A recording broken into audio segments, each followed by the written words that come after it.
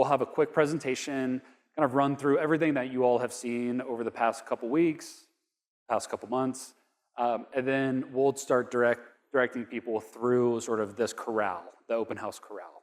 We'll be starting over the far end, and tonight we'll do a quick run through with you all, and we want to empower each of you all to stay if you have time, and sort of help be sort of the champions of the comprehensive plan and the process, and try to listen to different opinions and see if it sort of challenges what you have heard and sort of your own opinion on all of the items that we've talked through over the past few months. So we challenge everyone to have an open mind, and just open mind, open ears, and then help us facilitate any questioning.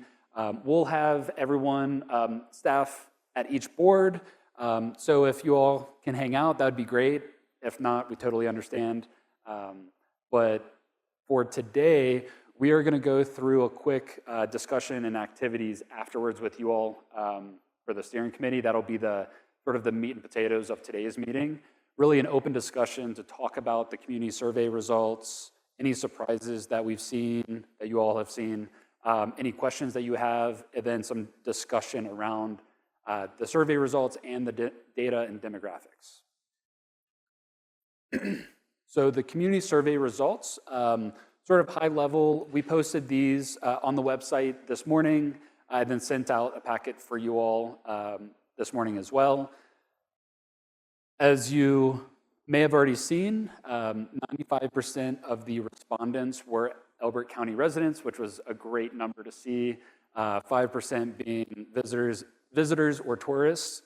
And then a lot of the comprehensive plan website traffic has been really high, actually.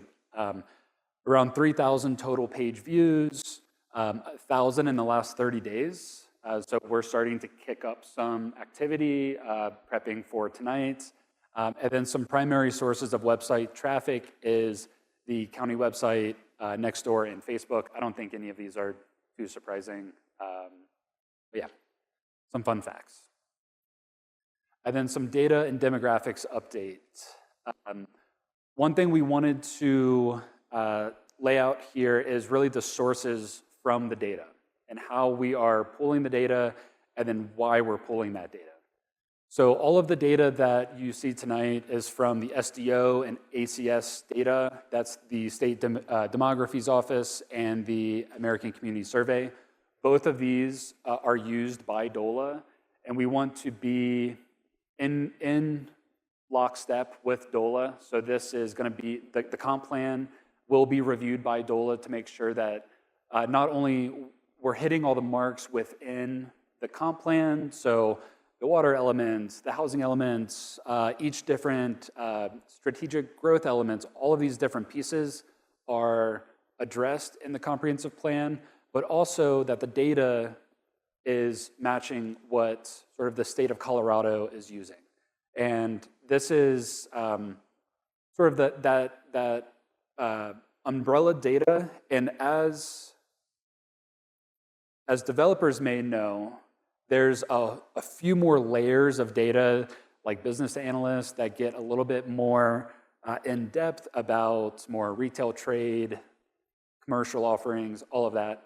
And we wanted to sort of stay away from those because there's some certain, the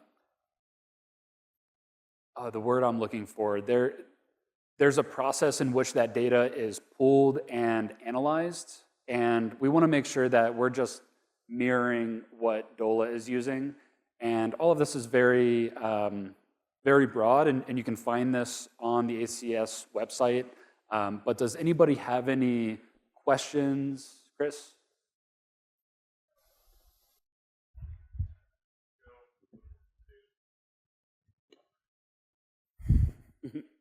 And introduce yourself, please. Yeah, this is Chris Hatton.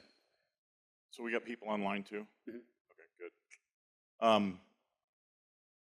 Not to speak for Joe, but I know Joe was looking at the demographic data and the projections, and I've been going through the analysis too, and I've been looking at the demographic data, and I know Joe Pepper has also been looking at it. And if you look at older projections, they seem to be in line. And then here, I don't know, a year or two ago, the demographics just drop off. And I don't understand. And if you look at and you use the projection of growth that's going on now, or the measurement of growth that's going on right now, it misses it completely. We're looking at a significant disparity between what you're predicting in 2050 and what the projections look like if you just use sort of common sense, or you project from other counties and use that similar counties of similar size and sort of that sort of thing. And there's a disparity there, and I just don't understand where it comes from. Now I understand it's from the state, so it's a pretty reputable source, but whatever their algorithm is, they changed it several years ago, and it's not capturing what's happening in this county right now. So a big reason for that is and this is on one of the boards, the age population, the median age for the county is rising pretty dramatically in comparison to, say, El Paso County or any of the neighboring counties within Colorado and Colorado as a whole. Right now, I believe the median age is 47. It's over 45.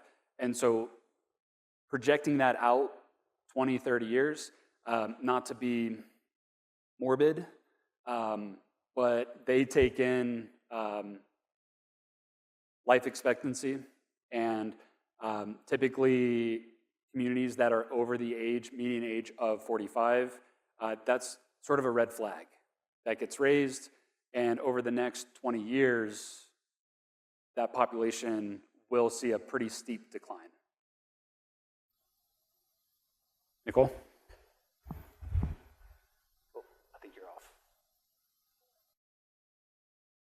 Thank you. On that topic, but couldn't that also represent that people retire here versus,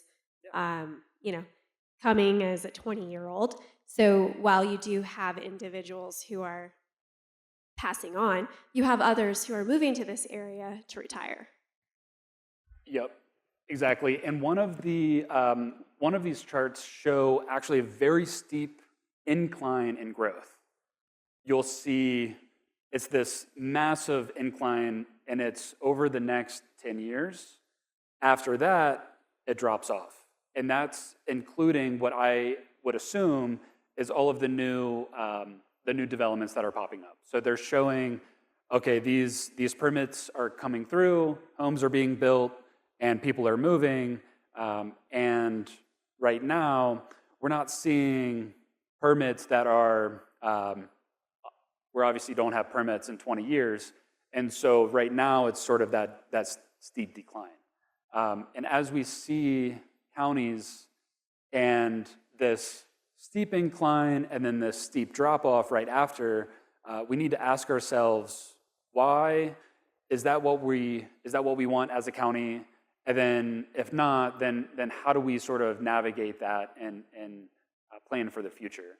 And so what we've been hearing a lot from you all is let's start to plan strategically and not completely develop out, thousands of acres at a time, but at the same time, we all need to understand that, population decline is it's not always a good thing. It's hard to keep up with infrastructure. It's hard to keep up with services and all of that. And so I think that's just one perspective that I would like everyone just to keep in mind as we start to continue to have these conversations about growth and how the data sort of fits in. And one quick reminder is that these are all projections. And so it is almost nearly impossible to really hit the nail on the head when we're looking out 20, 30 years, let alone 5.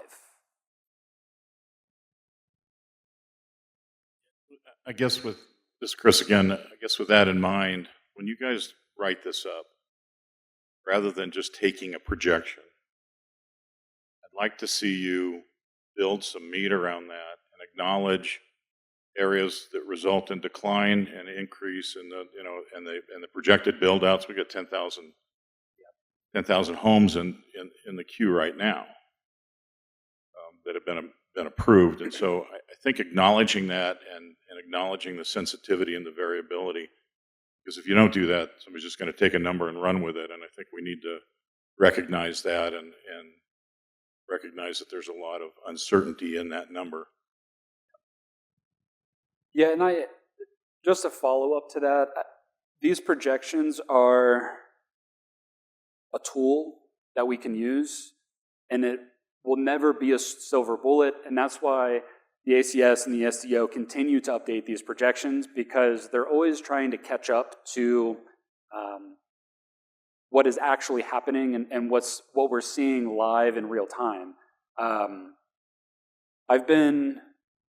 Before I joined more doing the public sector work, I was on the private sector side, doing construction, doing permitting, and all of that, and doing master planning for subdivisions. And I can tell you almost with certainty that when we have a project and the project is going out for 20 years, there is a high likelihood that some of those homes will never be built. And the projects fall through, and when we talk about market changes, we've seen development plans sit on the shelf for 25 years. For example, about 6 years ago, I was working on a project in Colorado Springs, and we're drafting up a master plan, and I had a colleague of mine who was nearing retirement. And he goes, "Oh, Blake, what are you working on?" And I said the project, and he goes, "Oh, that's so funny.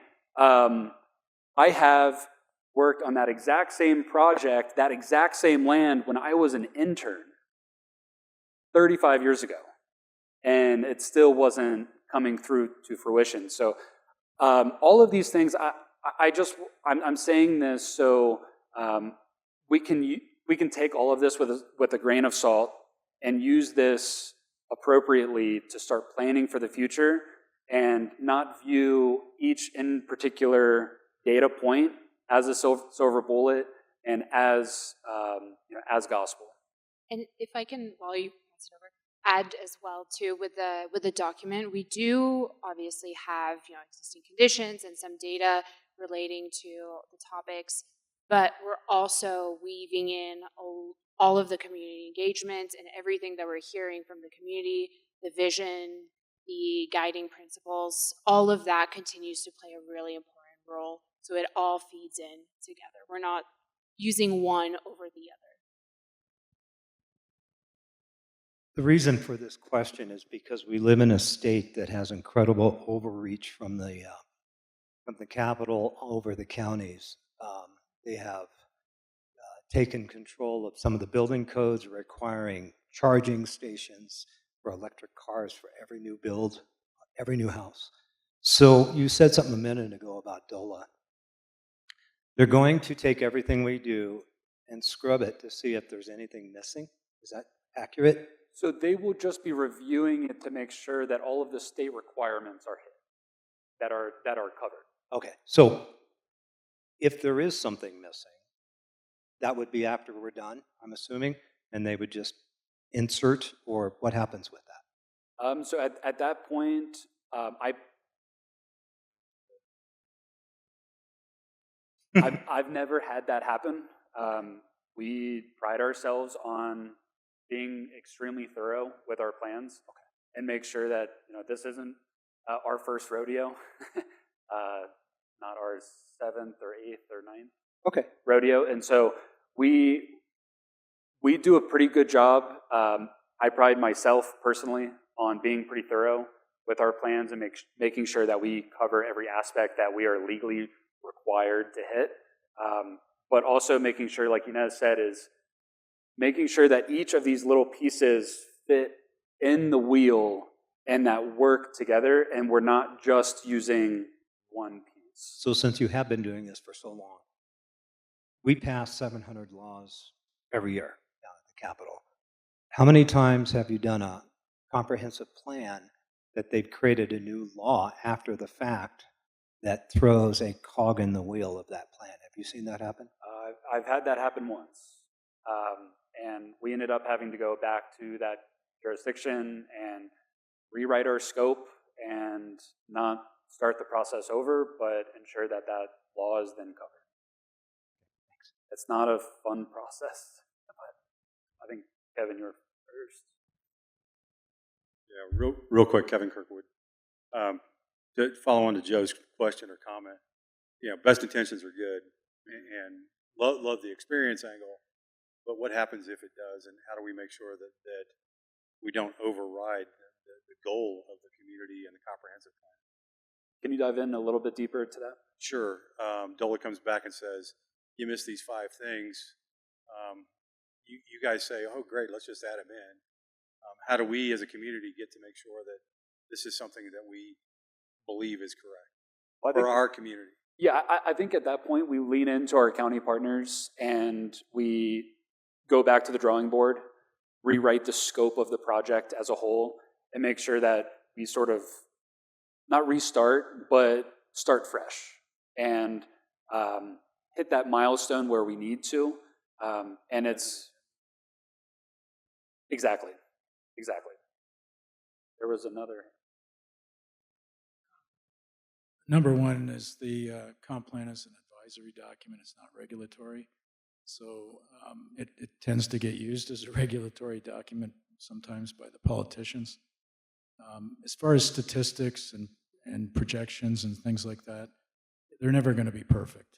Nobody saw COVID coming. Nobody saw the Great Recession of 2007, 8, 9, 10, the subprime debacle. So I can think, I've been doing this a long time, and I've had projects that I've got zoned for over 4,000 lots that I end up building 2,800. And the reason that we like to zone for more than what we actually end up building is we want the flexibility, because we don't know how the market's going to change. We don't know what price points are going to look like, interest rates, product demand. You look at the market today, the market's very soft right now, and we have the highest non-coastal housing prices in the country right now in the state of Colorado. We have very high interest rates, and we have one of the, I saw a statistic recently that showed that 30% of the home buyer units in the state of Colorado can't afford anything more than a $300,000 mortgage. You show me where that $300,000 product is. The state, DOLA, SDO, ACS, they don't always get it right. They do their best. They come up with numbers and projections, but they very seldom are accurate. Yeah. And I would like to note that when we talk about growth, the analogy that I always like to use personally is comparing it to my household budget. So my actual budget. I have my budget, it's my ceiling. If I have a certain budget in a particular month and I come under that budget, great. But that budget is a ceiling for me. And so the amount of, when we talk about permitting and we say, okay, well, we have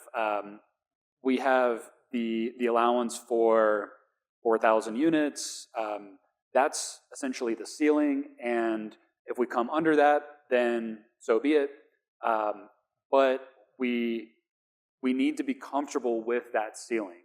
And so when you all think about growth, when you all think about how we gel together what we've been talking about over the past few months, view that ceiling like your budget. And it's your ceiling of growth that you're comfortable with. And then how do we navigate through there? Because then if we come up short, then that's great. That's okay. And we can live with that. And as we go through every 5 years, typically these comprehensive plans, we actually recommend these comprehensive plans to be updated every 10 years. Some communities do that quicker. The city of Dacono They updated their comp plan, I believe, after 6 years, 7 years, something like that, because they were experiencing a pretty vast, a pretty fast growth market. And so they wanted to go back, redo their comp plan.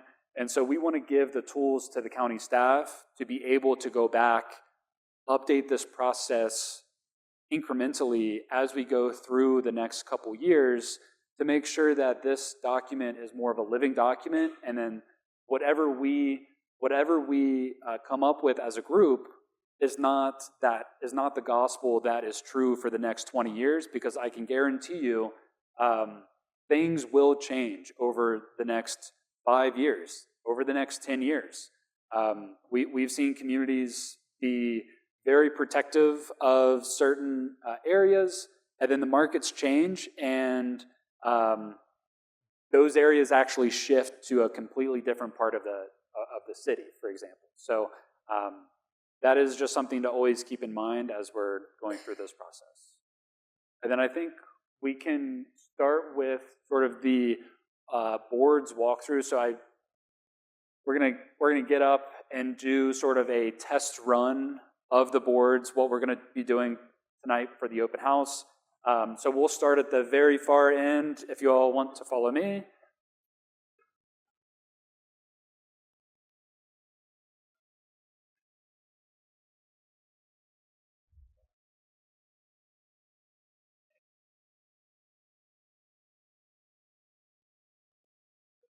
Oh, did you not get one?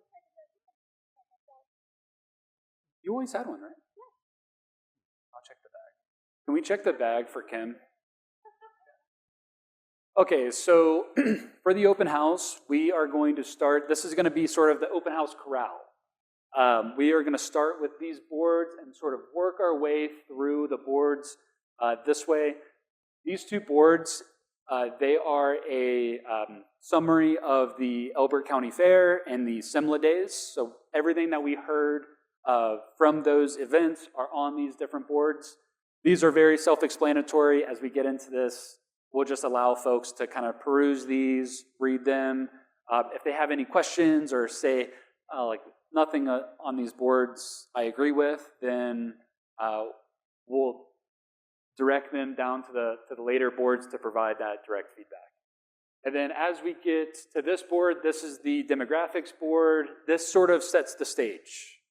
Where the county is right now, everything from population growth to jobs by sector to housing units built by year.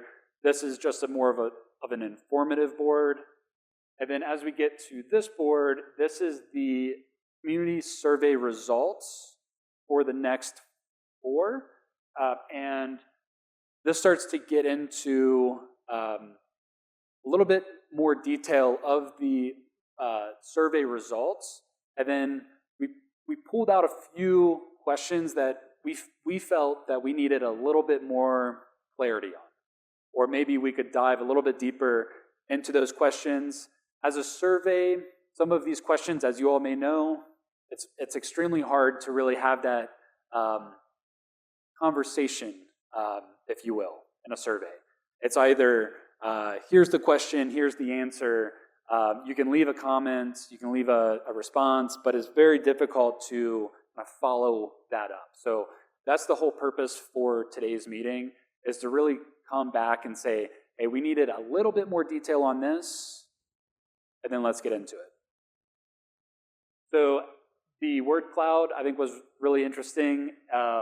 And as you can see, the height of the letters reflect how many responses.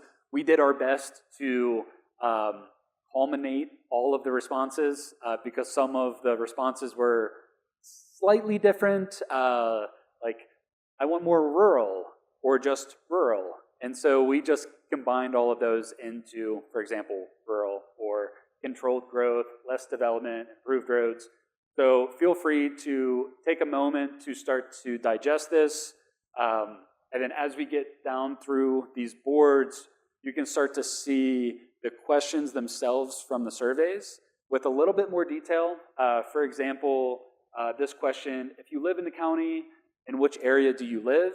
we wanted to pinpoint the demographic in which, or how many folks actually live in those areas, and then what were the response rates that we got. And they were very close. I am actually kind of surprised. So for the Northwest County, we got 62% of the respondents from the Northwest, and they reflect 70% of the actual population. I was expecting that to actually be much higher. And then Central Elbert County makes up 18%. We got, and that's 18% of the respondents, and that makes up only 11% of the county. And so that was a little bit higher. A little bit surprising there. But for these questions, we're pinpointing out this last question about quality of life in the county. If you answered, it's better now than it was 10 years ago, or vice versa, why? Because we want to know what changed. What changed 10 years ago? What changed 5 years ago? And then how do we kind of sort of use this data point to then guide future discussions, guide future decision making? That's what you're going to be asking attendants at the open house tonight to write on a Post-it note and then drop into that box for you guys. Correct. So I see that there's the two boxes. One is about the quality of life question, and then what's the other one? So the top one is why was the quality of life better 10 years ago? The bottom one is why is the quality of life better now? So based on how you answered the question, let us know. I am glad that you're doing that, since that was one of the major areas that we identified was quality of life, and I was surprised to see that a good number of them said that it's gotten worse over the last 10 years. So I'm glad we're asking for clarity in that. And then following up to that, with this board, and don't be shy, don't be shy.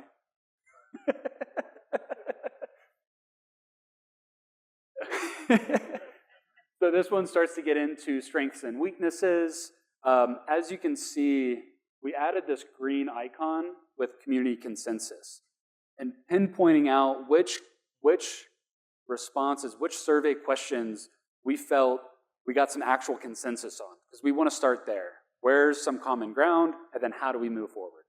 And so every time you see this icon, we used a 70% benchmark. So or 75, yeah, 75, sorry, super majority. And so for example, for this first one, Elbert County is a good place to raise a family. There was about 90% plus that answered very accurate or somewhat accurate. We combined those two columns just for ease of understanding and reading. But the activity for this board is really getting into roadway improvements, what kind of improvements are needed, and really what folks are interested in for future investments. Everything from repaving roads to widening roads to increased safety measures for pedestrians and for vehicular traffic. And then a very interesting question. We wanted to ask folks if unpaved roads was a defining characteristic of a rural county. Because we keep hearing rural from the word cloud. So what actually makes a county rural, and what does that mean? And that, what we've seen over the past few months is that definition is very broad.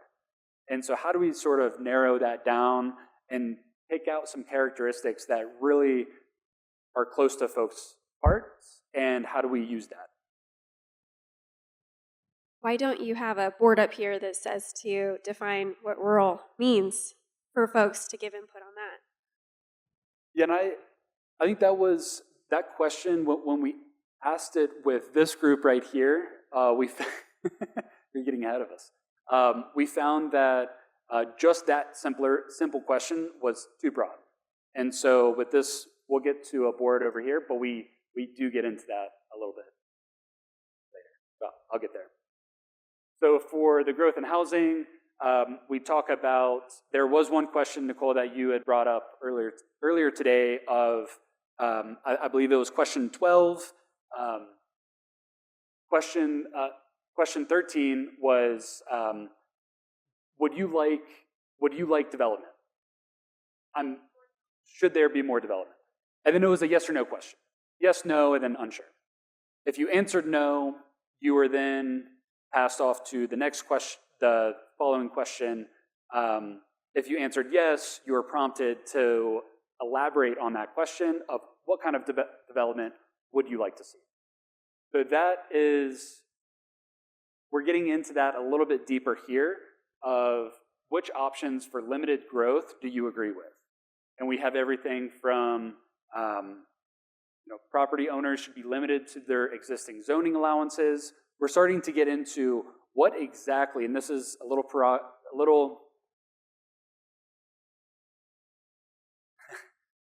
scary, if you will, but this starts to get at and help us understand what exactly do we mean by controlling growth, and how do we do that as a county? What tools does the county have, and how can this group and the open house inform and then help to start making those policy decisions in the future? So we have everything from growth should be limited to a certain area of the county. We can do that through urban overlays or urban growth boundaries. Only non-residential development should be allowed. The county should buy property to preserve undeveloped land. That one's a touchy topic. We wanted to be a little bit provocative here, provocative here, and start to understand when people say let's control growth. Well, how? How do we actually do that? And what level of quote unquote control do people feel comfortable with? Yeah. Just a follow up to this, I'm interested why questions that were more detailed like this weren't provided in the survey in the first place. I understand that you kind of have to start from somewhere, but obviously we're not going to have 900 people show up to an open house tonight. Yeah. We're not going to have 900 people show up to the one at the beginning of the year. So the folks who gave comments already have contributed. So my question is I hear you saying we want to get more details, but we're not going to be able to get details from the folks who've already participated, whose votes these represent. Yeah, and with the survey, I was already feeling a little uncomfortable on how long it actually took to take. When we talk about surveys, we try to keep the surveys brief enough so people get through the survey and answer the whole survey. A 30-minute survey, 40-minute survey, folks, quite frankly, will get tired and we'll just stop answering it and we'll move on. That's what I've seen professionally, and we do surveys all the time, and I can tell you this is the longest survey in terms of length, in terms of number of questions that I have personally ever done in over 10 years. And the amount of detail that we received in the survey is I think, extremely useful right now as it stands. And then for the open house today, we're really starting to get into the pinch points of the survey that we started to pull. Wendy, did you have any additions? In addition, thank you. In addition to what Blake shared, it's vital that every question we put on that survey, we scanned to be sure it was not biased, that it was not a leading question. And so some of the questions we knew would come, it was our goal to unpack them here so that we could get more conversation about it. And I don't, if you want me to get into more detail about bias and leading questions, it interferes with the integrity of the data, and that's why we didn't go any deeper than we did. And I've been doing surveys for 40 years. And so, yeah, I'm the old lady in the room. And I won't beat a dead horse, but just to say that I understand that it can only be so long, but it seems like there were some leading questions. For example, when you say, do you think that the county needs new residential growth? And if you say no, you don't get to give your opinion on if growth happens, what size lots should be approved.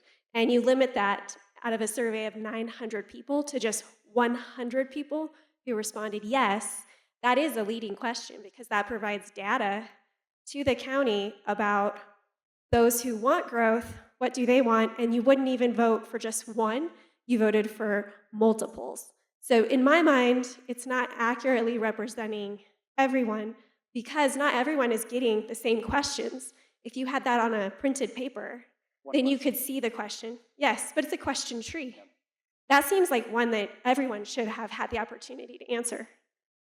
Yeah, and I would say they did have an opportunity to answer that question because if they would like growth, then they would say yes or unsure, and then you were then prompted to say what kind of growth they would like.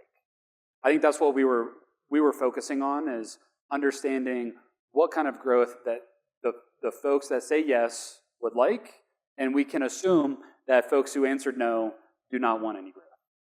Does that make sense? Does anybody have any follow-up questions? So what do you assume from the thousands of people that didn't respond to the survey? And I don't know how many adults there are or voting registered voters there are in the county, but it's a heck of a lot more than 900. I guess, can you, I'm not following the question, sorry. Okay. So 900 people responded to the survey. Mm-hmm. All right. I'm believing that most of those would probably be adults. There's something like 28,000 people that live in the county. I know a percentage of that is probably under the age of 18. But I'm just curious, what do you assume from the people that didn't take the survey, that didn't respond to it all? Oh, I mean, again, generally, there's the silent minority that lives out there that you don't hear from.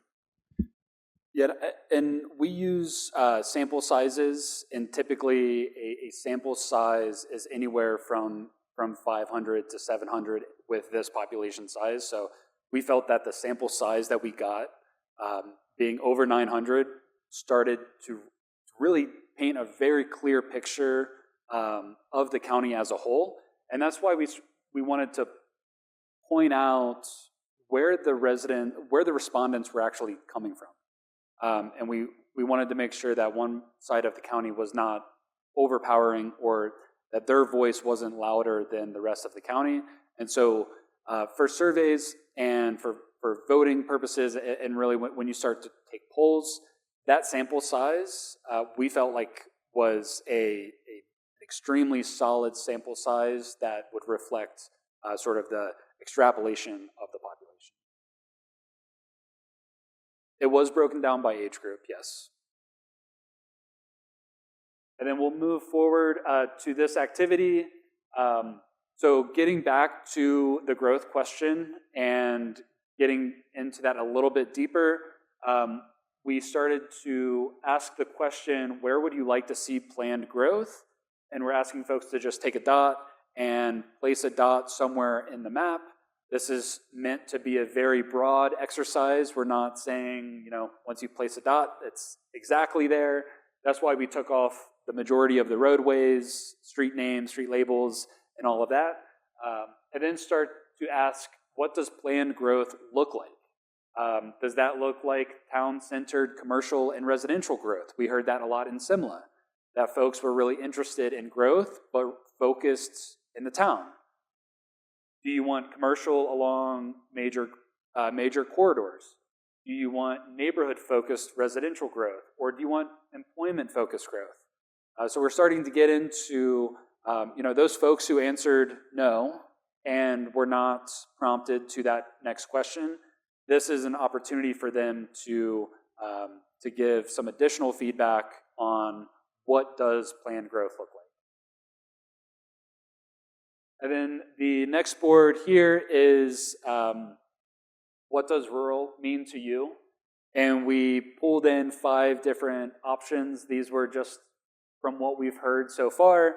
So farms, ranches, expansive swaths of undeveloped land, a small population, agricultural focused lifestyle, or uncrowded / no traffic.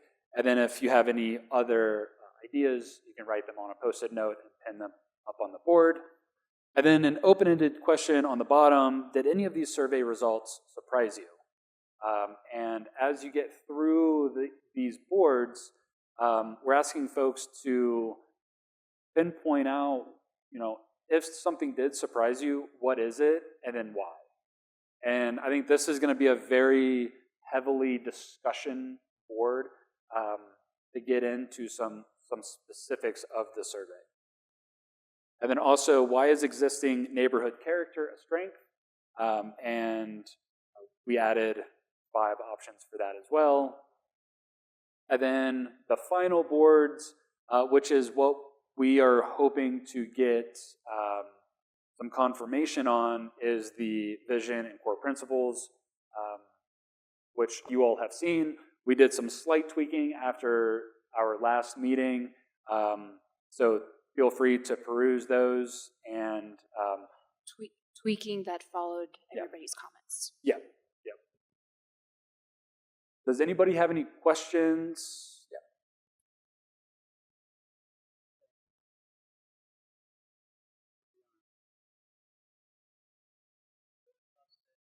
We're going to stick around. What's the best use of our time? How do we navigate this?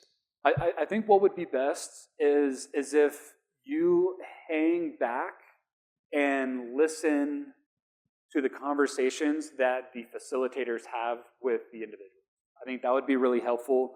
And then if there's something that you would like to add, a question, maybe you heard something and the facilitator maybe heard it a different way and is asking the question, if you all could just maybe tune into that and just hanging in the middle.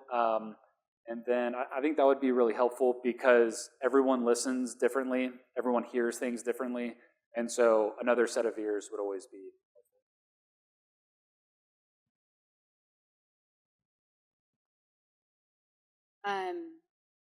If we were going to have everybody go through and also get a chance. Yep. So we're going to ask everyone to act like you're just a normal resident and complete the board, which you are, and complete the boards as you would be coming into the open house, and we will start to sort of facilitate that with you and do a little test run. Does that sound good?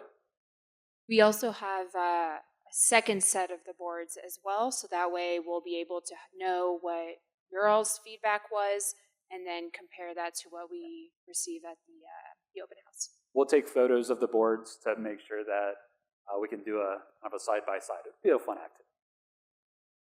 Awesome. Well, we'll start over here.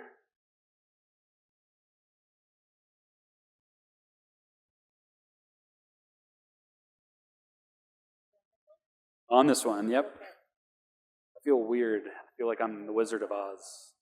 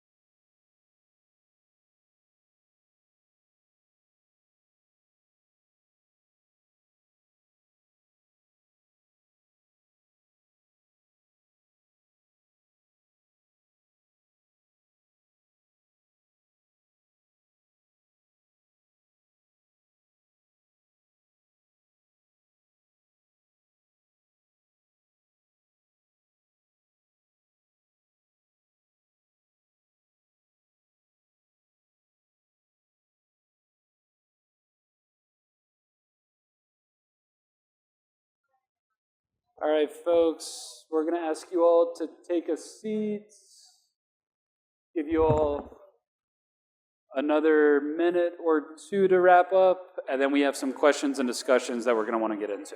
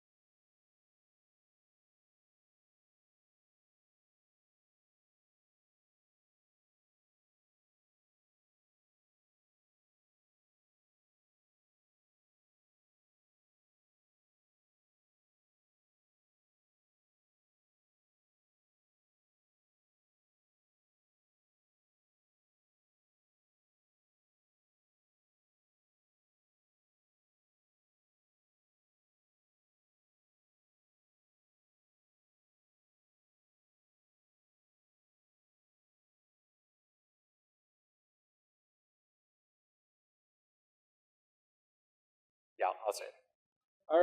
All right, everybody, we are getting back to the seats.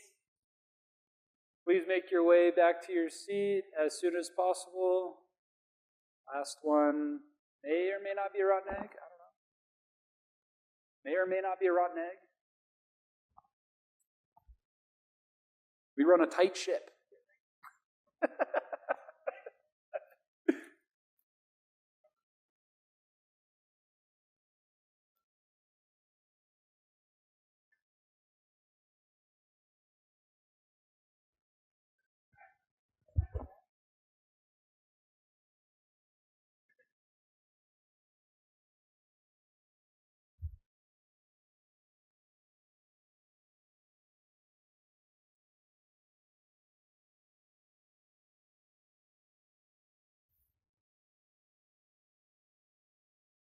All right, so we only have about 10 minutes left.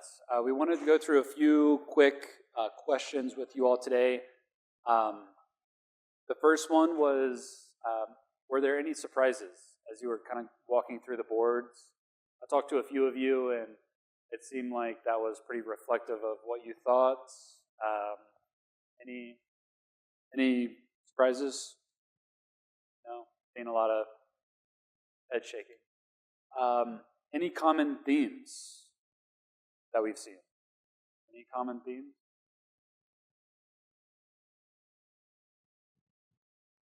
No growth, no development, keep it rural. Yep. And I know we've been asking the same question for the past few months now. It's how do we use these commonalities? And I feel like we have a pretty good handle on, if the commonalities are less growth or controlled growth or planned growth? How do we use that in the plan moving forward? Any thoughts? I know I may be beating a dead horse here, but we can go to the next question. I thought we had a next question. Oh, that's it? Okay. We do not have a next meeting planned on the calendar right now. We kind of wanted to get through this open house. This was a pretty heavy lift over the past week or two for our team. And after the event tonight, we're going to go back, summarize what we've heard, and start to understand how we move forward, and then what is the next meeting that we're going to schedule with you all. We'll try to give you as much notice as possible. Hopefully, a 3-week notice for the next meeting. But we will obviously be in person back at the county building. And I think we may be getting into a little bit of a land use discussion topic, continuing from our previous meeting. Does anybody have any questions, any comments before we prep for the open house?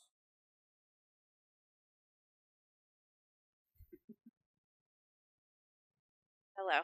I was specifically asked to report back to you all from Commissioner Buck this afternoon that he previewed the boards and he was especially impressed with the vision statement. So he wanted you all to know how much he appreciated that and all of the work that you all put into that. And Wendy is my witness. He specifically said you have to tell them how much we appreciate this. So we wanted to let you all know about that.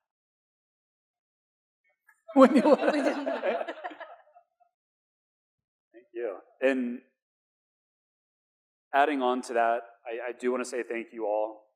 I know it's been a lot. It's a lot of information. It's a lot of time that you all are dedicating to this project. So just want to say sincerely thank you for coming out, and feel free to hang out. Oh yeah. I was just curious. I noticed that I got an email today, I think because I did the survey and put my email in, that said, thank you for participating, and the survey is live. I was wondering if there's any way that we might be able to follow up with the folks who participated in the survey with some of these questions, saying, hey, thank you for participating. Can you elaborate in these ways, as a way to try to solicit information from those individuals who might not be coming to this open house tonight or the one in January? Is that a possibility? Yes. We have many means by which to do that. If that's the direction from the steering committee, we have the ability to do that. We've even been boosting beyond just posting. We're getting thousands of people who are engaged in this, who are receiving the messages, who are sharing the messages. So we can reach, if that's what you want. We did open up an avenue to where if folks would like to be updated, they could give us their email address. That's how Nicole got her message today. Yeah. Unfortunately, we do not have the email addresses for each individual that answered the survey.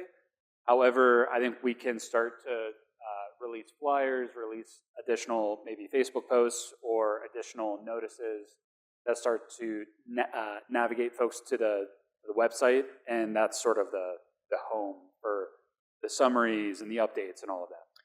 Here's how we can do this.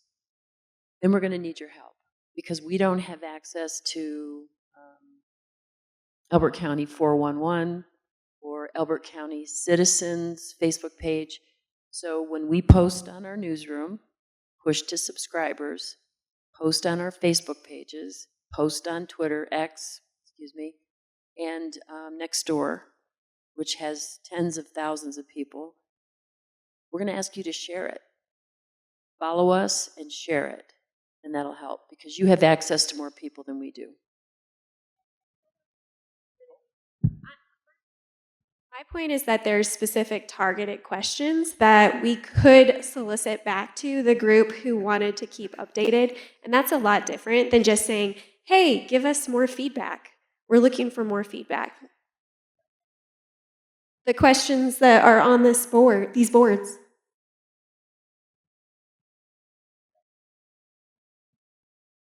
And I think hopefully we get a really good turnout tonight.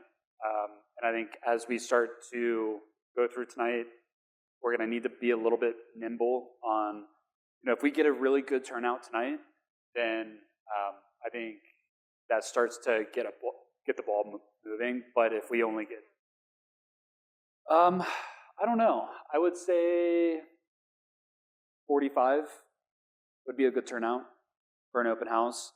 If we get anything over 80, then I'll tip my hat to Wendy and the communications department at the county, because that's an incredible turnout. Just Wendy. We've done open houses where the population is clean over 1 million people, and we have 20 people show up.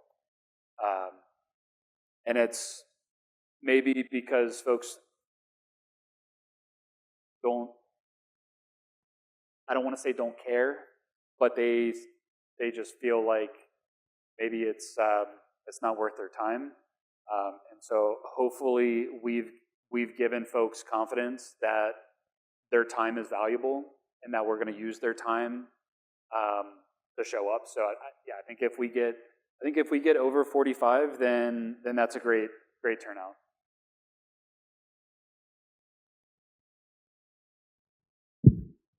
Just to comment on what you just said, I don't think that people don't care.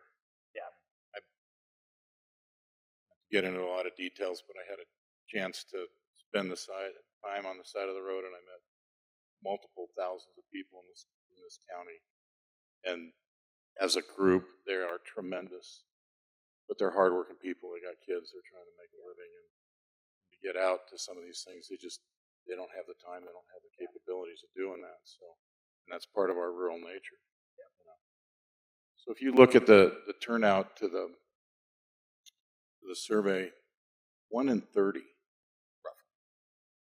How is that? 900 people out of 27,000-ish. How is that as a turnout? Is that average? Is that low? Or is that? It's the highest turnout I've ever had. Okay. So and this is one of the smallest populations, the second smallest population that I've worked in. And I think at 1 in 30, I mean that's what it distills down to. It's 3% of the population. I mean that's amazing. That tells you how engaged this county is. So my question to you is: you're following a process that's established and you've been doing for 40 years, right? I'll tease you about that because you're still using the same damn easels that you did 40 years ago. So you got to change that. But setting that aside, is there anything that you can do to take this to the next level and take advantage of the engagement that you have? And this goes actually to Nicole's question. Is there another opportunity to go back and take another bite at the apple, so to speak, to do another survey, to re-engage, to expand your scope of work, maybe extend it a little bit and try new things or extend what you had originally planned on?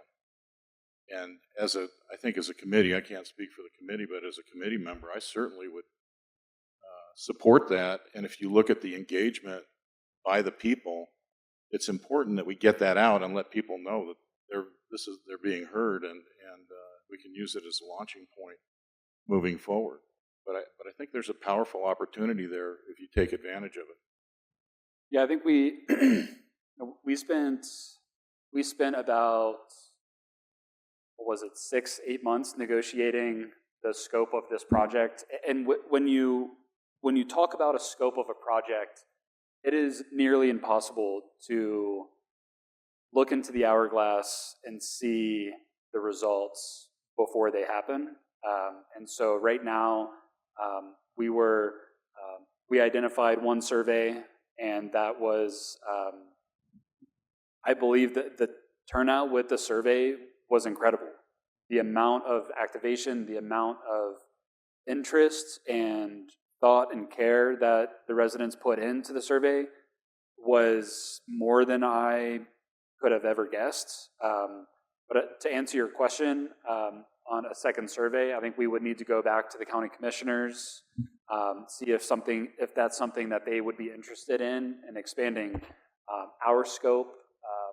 But I think, yeah, it's simply a dollars question, and so I think that's something that we could visit it. I'd like to respond. Chris, I get- Nicole, I just have one. do you mind? Oh, go ahead. I just have one comment. Yeah, you could do another survey, but I would doubt that the representative results would be much different than what you have now. I tend to agree. Yes. Pretty satisfied with the results that we have.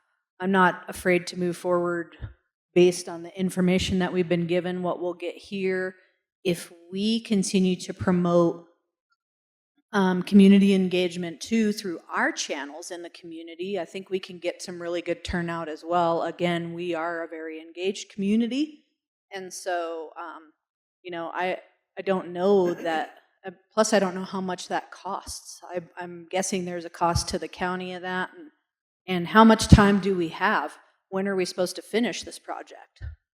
So. Yep, exactly. And that's actually probably a more important factor is we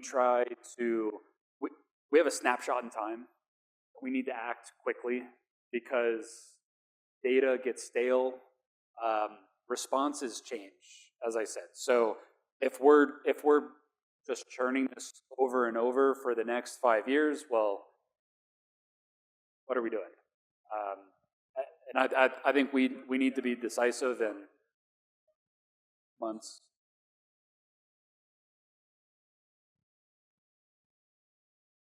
Exactly. And to answer your question, we're aiming for early or mid 2026 to go through adoption, and that process takes quite some time because we have to wait for planning commission meetings and county commissioner meetings and all that. So I would I share the same sentiment. I'm confident that we have an incredible amount of responses and that we can move forward with those responses. I don't know if you shared this earlier. I'd like to, because of the sample size that we have. This survey result has a 95% level of confidence that this is an accurate representative sample of this county. It has a plus or minus 5% margin of error, which is exactly what you can trust. Now, as a hybrid to We Want More, the suggestion that we take these open-ended questions as a follow-up and push those out to see if we can get a little more feedback would not be abnormal. It would not be abnormal to do that. And let's just do that. Let's do that and see what we get. We will throw the same muscle against this round as we did the first round, which produced what we got. So, same round plus we'll boost. And like I said earlier, this is going to be a living document over the next 10, 15, 20 years. That's our goal. We feel like that provides the most value for the time that we've spent during this entire process. So over the next 5 years, I completely anticipate amendments or changes to the comp plan as things occur. And so I think that's our job is to give the county the tools, and then we take a back seat, and then we sort of teach the county how to fish, if you will, and then they go forward. So we certainly don't want to continue to have to do this again and again, because I think there's no value in us being here. Is everyone excited for tonight? If everyone stays until the end, I will I will buy everyone a cookie. I will buy everyone a cookie, and it's back there at the table. I'm more of a bourbon guy since I'm from Kentucky, but we can find. You know what? You just all come over to my house, then we'll get there. Awesome. Well, thank you all again for joining. We hope to see you at the open house. Thanks all.